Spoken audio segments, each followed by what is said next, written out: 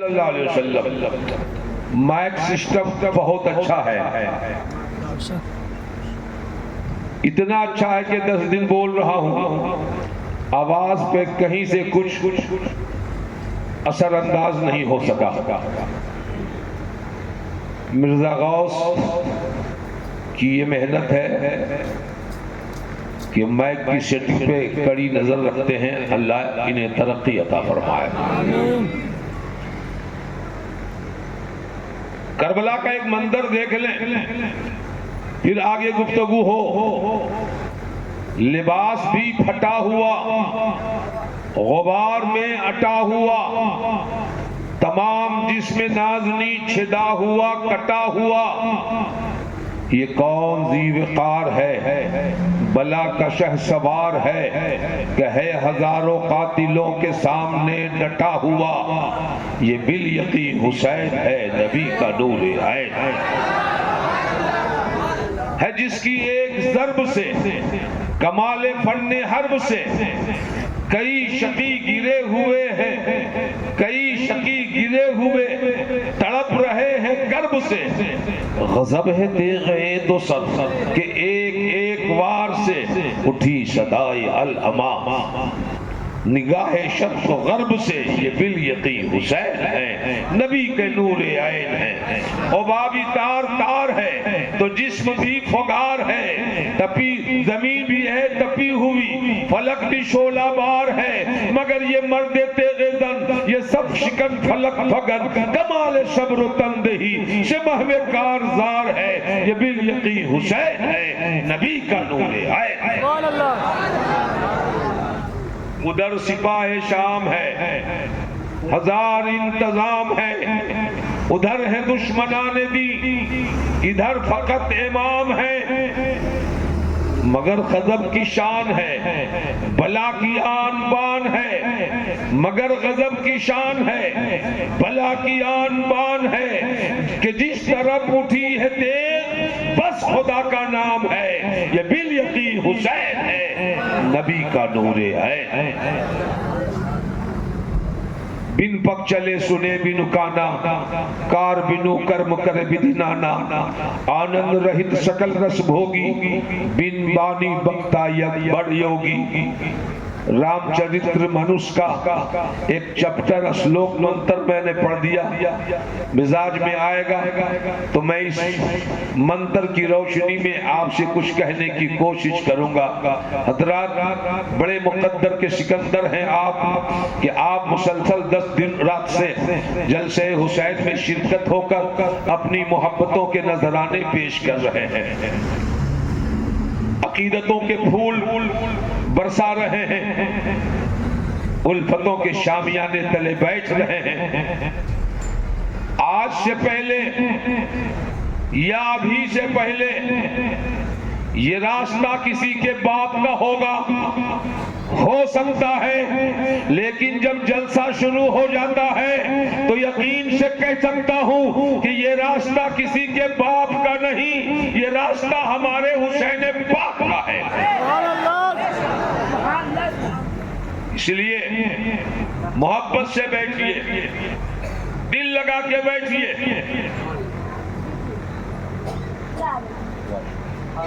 اللہ بھلا فرمائے، کنیز فاطمہ بنائے۔ جنگ بند ہو گئی تھی، رات کسی طرح گزری، صبح ہوئی، اجالا پھیلنے کا وقت ہو گیا، مگر آج بھی سورج نکلنے کو تیار نہیں ہے۔ پورا آسمان حسین کی شہادت میں رویا۔ کربلا میں اگر کہیں گھاس مل جائے اور اکھاڑا جائے تو خون کے قطرے نکلتے تھے۔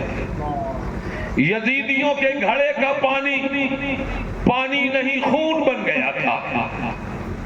اتنا ہی نہیں، اگر ببول کے پودے لگے تھے اور اس کے پتے اور ٹہنیاں توڑی جاتی تو تازہ خون کا قطرہ نکلتا۔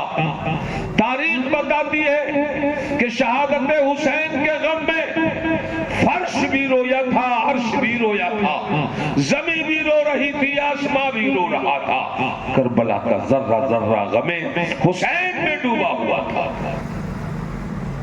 آ گئے یزیدی گرگے،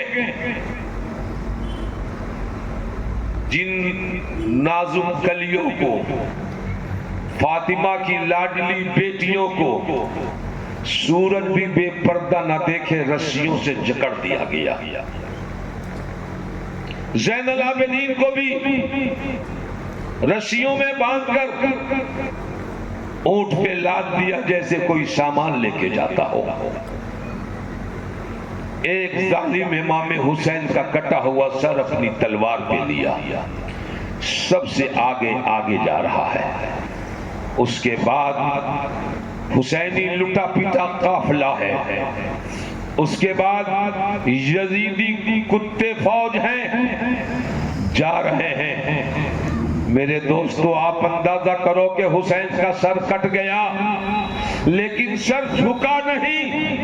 یزیدیوں کے ہاتھ میں بھی حسین کا سر نیزے پہ بلند ہو کر بتاتا ہے کہ سر شہیدان محبت کے ہیں نیزوں پر بلند، اور اونچی کی خدا نے قدر و شان اہل بیت۔ چلتے چلتے ایک مقام پہ پڑاؤ کیا، دھوپ کی شدت، بھوکی پیاسی زندگی، ایک پتھر کے سائے میں چھوٹی سکینہ کو لٹا دیا۔ جب لوگ ٹھیک ہو گئے تو پھر چلے، لیکن حضرت سکینہ کو جو لٹایا تو اٹھانا بھول گئے۔ ابھی کچھ ہی دیر قافلہ گیا تھا کہ جس کے ہاتھ میں امام کا کٹا سر تلوار کے نوک پہ تھا، ہاتھوں میں ارتعاش پیدا ہو گیا، ہاتھوں میں تسلسل پیدا ہو گیا، ہاتھوں میں جناب لڑکھڑاہٹ پیدا ہونے لگی، یہاں تک کہ بلند جناب سر کو برداشت نہ کر سکا اس کے وزن کو، اور ظالم یزیدی نے زمین پہ تلوار کے دستے کو لگا دیا اور کہنے لگے ہم اس جناب وزنی سر کو اٹھا نہیں سکتے۔ جناب دیکھا کہ اب سر اتنا وزن ہو گیا ہے کہ کوئی پہلوان یزید کا اٹھانے کو آمادہ نہیں ہے، تو حضرت جناب زین العابدین سے لوگوں نے کہا کہ ذرا پوچھو نے ابا جان کو کہ آخر آپ آگے کیوں نہیں جانا چاہتے، ابھی تک تو آپ ٹھیک ہلکے ہلکے چل رہے تھے، اتنا وزن سر کا کیسے بڑھ گیا؟ تو حسین پاک کے بیٹے نے جب جناب اپنے کٹے ہوئے باپ کے سر سے سوال کیا ابو جان آگے کیوں نہیں بڑھتے، تو کٹا ہوا سر پھولنے لگا اور کہنے لگا سکینہ کہاں ہے، سکینہ کہاں ہے، سکینہ کہاں ہے؟ آپ اندازہ کرو جب کٹنے کے بعد بھی سکینہ کو نہ بھولا سکا تو قیامت میں امت مصطفیٰ کو کیسے بھولا بھولا؟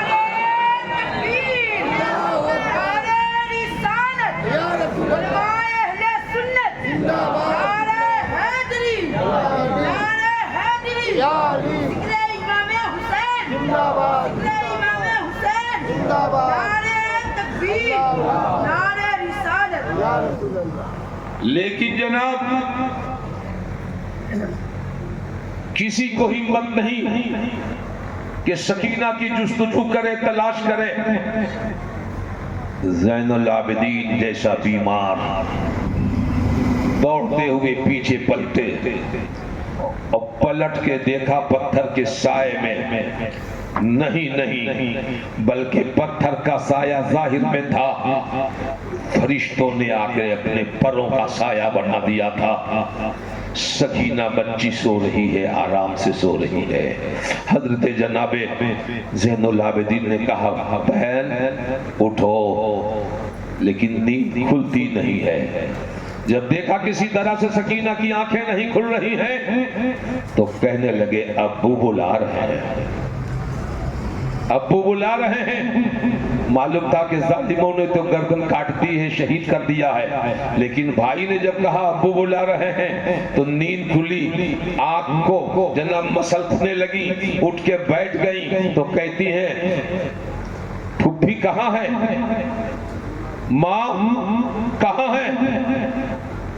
سب کہاں ہیں؟ کہا چلو نہ سب سے ملاتا ہوں۔ زین العابدین نے ہاتھوں کا سہارا دیا، حضرت سکینہ قافلے کی طرف آگے بڑھی، اور جب قافلہ اونٹ پہ جناب حضرت سکینہ اونٹ پہ بیٹھ گئی تو حضرت امام حسین کا سر ویسے ہی پھول کی طرح ہلکا ہو گیا، اب تلوار کی نوک پہ بھی بلند ہو گیا، اب حضرت حسین کا سر آگے آگے چلنے لگا اور قافلہ پیچھے پیچھے چلتا ہوا آگے بڑھا۔ میرے بھائی آپ اندازہ کرو کہ امام حسین رضی اللہ تعالی عنہ جناب کٹنے کے بعد بھی یہ نہ سمجھنا کہ کٹ گیا تو مٹ گیا، ارے جو کٹ گیا وہ مٹ نہیں گیا بلکہ پوری دنیا میں فٹ ہو گیا۔ جہاں پکارو کل حسین مدینہ میں تھے تو مدینہ میں تھے، مکہ میں تھے تو مکہ میں تھے، کربل میں تھے تو کربل میں تھے، آج تو حسین سنیوں کے دل میں ہے، جہاں پکارو حسین۔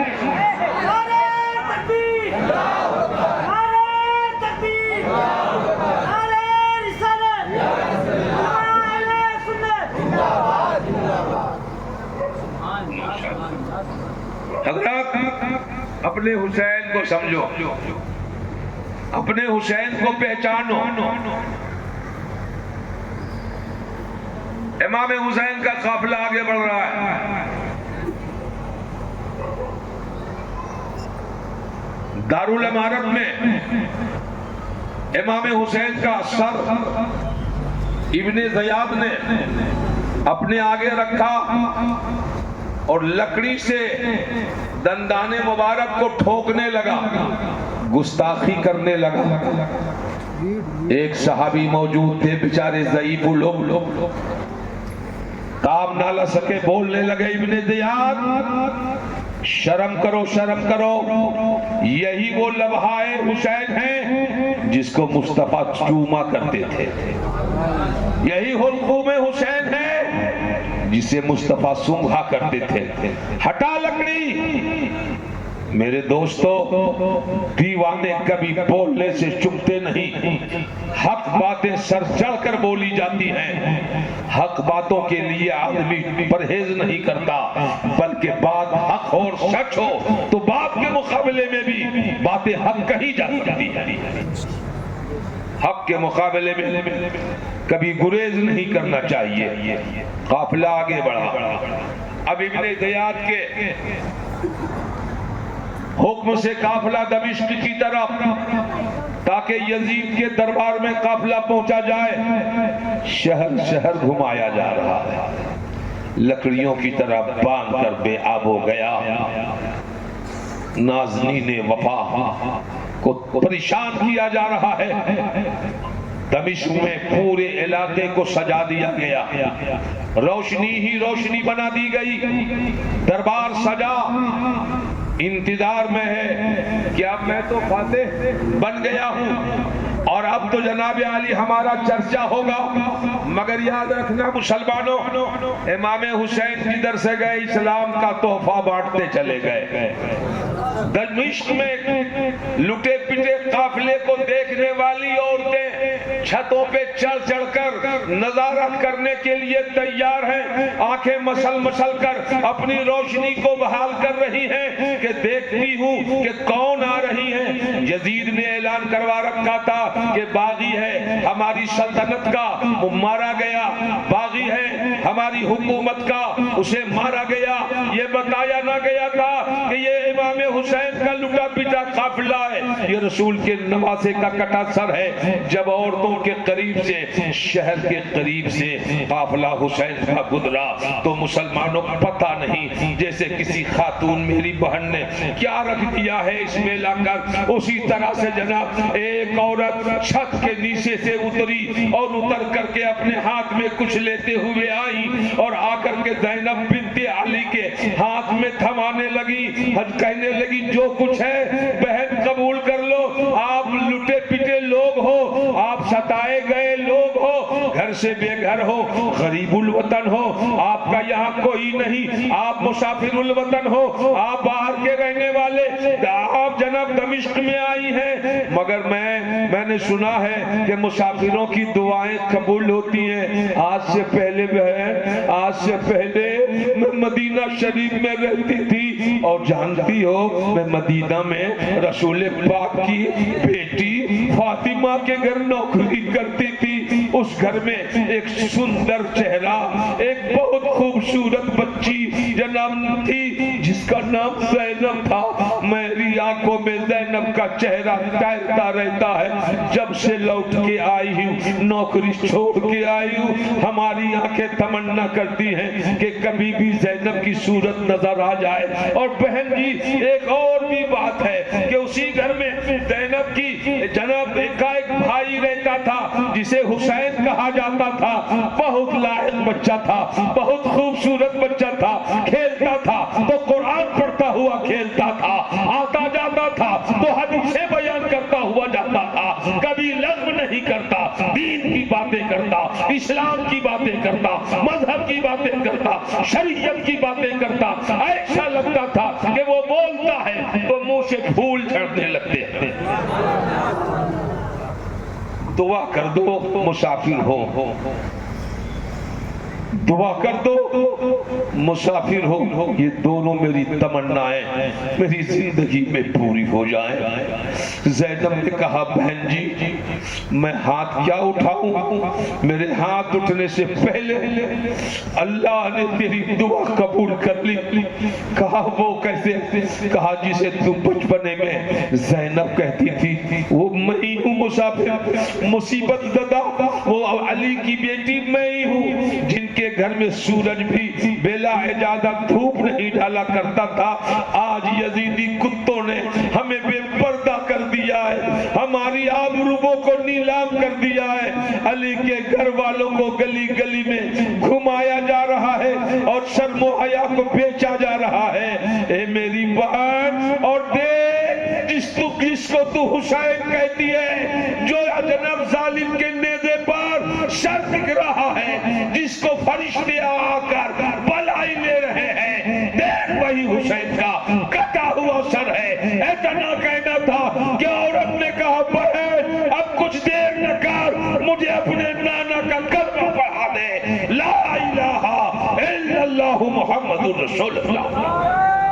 تکبیر، نعرہ رسالت، مسلک اعلی حضرت، فیضان اعلی حضرت، ذکر شہدائے کربلا، ذکر شہدائے کربلا، نعرہ حیدری، نعرہ تکبیر، نعرہ رسالت۔ حضرات ان مرحلوں کو یاد کرو جن مرحلوں سے حسین کا گھر پر گزرتا ہوا دکھا۔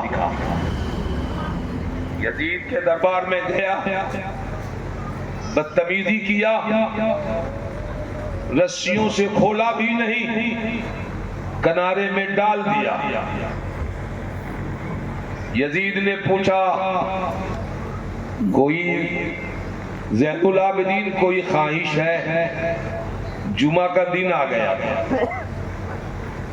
کہا خواہش ہے، کیا تو پوری کرے گا؟ کہا ہاں۔ کہا آج جامع مسجد دمشق میں میں تقریر کروں گا، میں خطاب کروں گا۔ کہا ٹھیک ہے، دوسری خواہش کیا ہے؟ کہا ہمارا لٹا پیٹا قافلہ ہمارا شہر مدینہ پہنچا دیا جائے تاکہ نانا کا مزار دیکھ سکیں، اپنی ماں فاطمہ کا دربار دیکھ سکیں۔ کہا دونوں تمنائیں تیری پوری کر دی جائیں گی۔ جمعہ کا وقت ہوا، مؤذن نے اذان دی، دمشق کی جامع مسجد کھچا کھچ بھر گئی۔ زین العابدین جیسا خطیب کھڑا ہو گیا جو بولے تو موتی جھڑے، پھول کی کلیاں کھلنے لگے، بولنے لگے اور امام حسین کی بے گناہی کو ثابت کر دیا۔ آپ نے کہہ دیا کہ میرے بابا حسین کو خواہ مخواہ شہید کیا گیا، پانی پانی کے لیے تڑپایا گیا، اور آج یزید ہمارے لٹے ہوئے قافلے کو گلی گلی گھما رہا ہے۔ دیکھا کہ تقریر اس قدر دل پذیر ہو گئی، اثر انداز ہو گئی کہ منٹ بھی نہ لگنے پاتے کہ تمام دمشق کی مسجد میں نماز پڑھنے کی تمنا لے کر آنے والے اب یزید کے مخالف ہوتے۔ یزید نے دیکھا حالات میں انقلاب پیدا ہو گیا ہے، کہا امام سے، مؤذن سے کہ جلدی جلدی جناب تکبیر پڑھو اور اس کے بعد نماز شروع کر دو تاکہ حالات بگڑنے نہ پائے۔ میرے دوست بہر صورت تقریر ہو گئی آپ کی، اور پھر وہاں سے قافلہ اب آپ کا مدینہ کی طرف رواں دواں ہوتا ہے، اسی طرح بندھا ہوا ہے، پٹا ہوا ہے، بھوکا ہے، پیاسا ہے، چلتے چلتے دن بھر چلے، ایک مقام پہ پڑاؤ کیا جہاں پہ ایک گرجا نظر آیا۔ گرجا میں ایک بڈھا پادری جو 100 سال سے زیادہ عمریں رکھ رہا تھا، جناب اس کے قریب شمر جیسا شمر بن جوشن گیا، عمر بن سعد گیا اور جا کے کہا کہ ہمارے ساتھ ایک جناب باغی کا کٹا ہوا سر ہے، اگر رات بھر رہنے دو تو ہم تمہیں پیسے دیں گے، ہم درہم و دینار دیں گے اور اس کی حفاظت تم اپنے گرجا میں کر لو۔ جناب پادری نے کہا اچھا ایسا ہے تو ذرا دیکھ لے دو وہ سر کیسا ہے، وہ سر کس کا ہے۔ جب سر لایا گیا پادری نے پلکیں دونوں جھکی تھی، پپوٹوں کو ہاتھوں سے اٹھایا اور حلقوم پاک کا جائزہ لیا، پھر دندان مبارک کو دیکھا، زلف حسین کو دیکھا اور اندر چلا گیا۔ اندر گیا ایک موٹی سی پرانی کتاب لے کر آیا، کتاب لے کر اپنے زانو پہ رکھا اور ایک جناب عالی زانو پہ حسین کا کٹا ہوا سر رکھ دیا۔ ایک وقت پلٹتا کچھ پڑھتا، حسین کے کٹے ہوئے حلقوم کو دیکھتا، پھر وقت پلٹ دیتا، پھر کچھ پڑھ لیتا، حسین کے حلقوم کو دیکھتا، کبھی دندانش مبارک دیکھتا، کبھی آپ کے بھاؤ شریف دیکھتا، کبھی آپ کی زلفیں بکھری ہوئی تھی دیکھتا۔ دیکھتے دیکھتے انہوں نے کہا اے لوگوں تم سے ہمیں پیسے کی ضرورت نہیں ہے، ہم تمہارے لیے اتنا ضرور کر دیں گے کہ تم ہم ہی سے کچھ پیسے لے لو اور یہ سر رات بھر ہماری ضمانت پہ رہنے دو، ہم اس کو حفاظت سے رات بھر رکھیں گے، پھر صبح کو تم لے جانا۔ حضرات درود شریف پڑھ لیں، اللہم صلی اللہ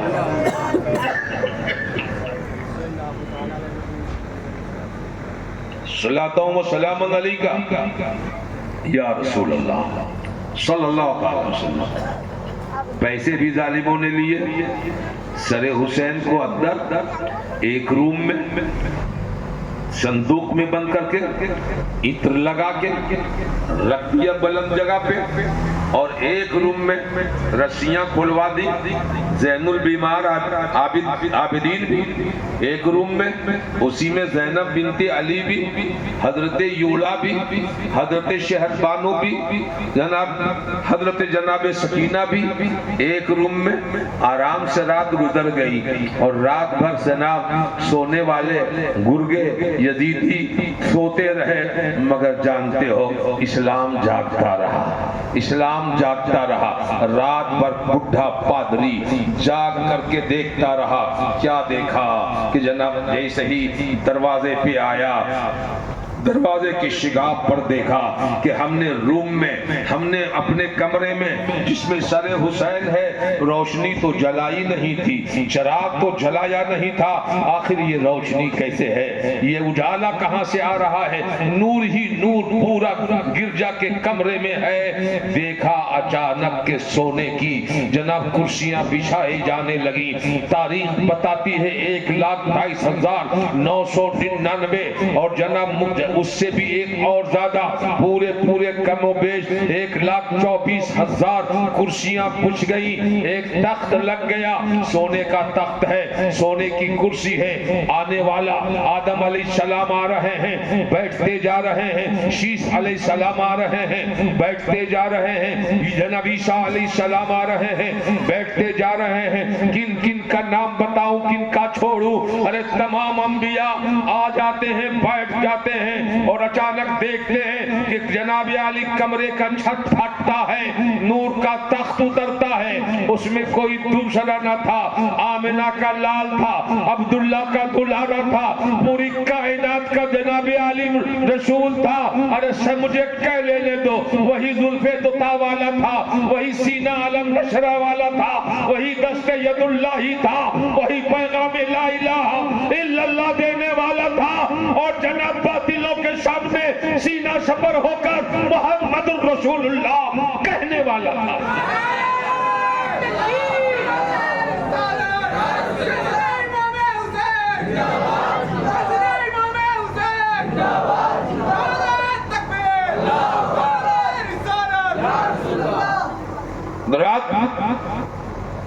نبی ہے, نبی کے ساتھ چاروں خلیفہ ہیں.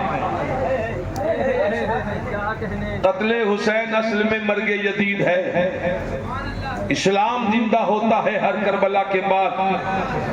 اب میں یہ بھی کہہ سکتا ہوں کہ حسین جیسا شہید اعظم جہاں میں کوئی ہوا نہیں ہے, اور چھری کے اوپر یا گلا کے اوپر چھری ہے لیکن کسی سے کوئی گلا نہیں ہے. دیکھا نبی آئے, آنکھیں نم ہیں, قطرات رخسار سے ہوتے ہوئے دامنوں کو تر کر رہے ہیں. حکم ہوا ابو بکر میرے دلارے کا سر لایا جائے. خدا کی قسم طبیعت چاہتی ہے کہ بیان نہ کروں, مگر آیا ہوں اسی کام کے لیے. حسین کا سر لایا جائے. سر حسین کو کھولا, خوشبودار حسین کا سر مہک رہا تھا, روشنی پھوٹ رہی تھی, نور کی کرنیں پیشانی سے ظاہر ہو رہی تھی. میرے نبی نے سینے سے لگایا, کٹے ہوئے حلقوں کو بوسا دیا, شوما. اور اس کے بعد ابو بکر نے بھی, عمر نے بھی, عثمان نے بھی, ابو جان حسین کے بابا علی نے بھی بیٹے کے کٹے ہوئے سر کا بوسا لیا. اس کے بعد آدم سے لے کر عیسیٰ تک تمام انبیاء نے جناب چوما ہے, بوسا لیا ہے. آنکھیں ایک بار جھپک گئی پادری کی تو دیکھا کمرہ خالی ہے, مگر جناب علی پھر کرسیاں کچھ بچ گئی اور نور کی کرنیں پھوٹنے لگی. اپنی کھلی ہوئی آنکھوں سے جناب پادری نے دیکھا فرعون کی بیوی آسیہ کی آمد ہو گئی ہے. رسول حسین کی نانی خدیجۃ الکبریٰ آ پڑی ہے. حضرت فاطمہ زہرا آنا ہی چاہتی تھی کہ آواز آئی بڈھے پادری آنکھیں بند کر لو, اب خاتون جنت آ رہی ہے. حضرات بے ہوش ہو جاتا ہے پادری. مورخوں نے بس اتنا لکھا کہ سبوں نے پیار کیا اور حضرت فاطمہ نے فرمایا بیٹا تمہارے خون کا ایک ایک قطرہ حساب لوں گی, خون کے ایک ایک قطرے کا حساب لوں گی, اور اپنے رسول پاک بابا جان کی امتوں کی نجات مانگوں گی. حضرات یہ سب مصیبتیں تھی شفاعت کے واسطے, اور بندے نے سر کٹایا ہے امت کے واسطے. پھر کمرہ خالی ہو گیا. اب بڈھا پادری ہوش میں آتا ہے, کہاں تاب ہے کہ باہر رکھیں, ہے تاب کہاں دیکھ سکیں جلوے آقا. ہم دیکھنے والوں کی نظر دیکھ رہے ہیں. دروازہ کھولا, اندر گیا, اور اندر جا کر کے جناب صندوق کھولا, صندوق کے اوپر رکھا, بہت خوشبودار عطر سے بسایا، دوزانو ہو کر بیٹھ گیا۔ کہا اب بتانے کی ضرورت نہیں کہ آپ کون ہیں، ہم نے تورات میں آپ کا تذکرہ شہادت پڑھا ہے، ہم نے تورات میں آپ کے شہادت کا تذکرہ پڑھا ہے۔ آپ کے دانت کیسے ہوں گے ہمارے تورات میں موجود ہے، آپ کی زلفیں کیسے ہوں گی ہمارے تورات میں موجود ہے، آپ کا حلق کہاں سے کاٹا جائے گا تورات میں ذکر ہے۔ اس لیے اب میں کہہ سکتا ہوں کہ اے میرے حسین، تیرے ہی انتظار میں اتنی لمبی عمر گزار دی ہے، ہم نے سوچ لیا تھا کہ ادھر سے تو قافلہ حسین کا گزرے گا اور میرے ہی گرجے میں رہے گا، تو اے حسین میں نے سوچا تھا اسلام کو تو پہلے جان گیا تھا، لیکن اسلام کے لیے آپ کی آمد کا انتظار کر رہا تھا۔ اے حسین اب تو کم سے کم ایک بار بول دو اور ہمیں اپنے نانا کا کلمہ پڑھا کر مسلمان بنا دو، حسینی بنا دو۔ مصطفیٰ کے نواسے حسین کے لمحہ مبارک سے آواز نکلنے لگی، پڑھ لو پادری لا الہ الا اللہ محمد الرسول اللہ۔ قتل حسین اصل میں مرگ جدید ہے، اسلام زندہ ہوتا ہے ہر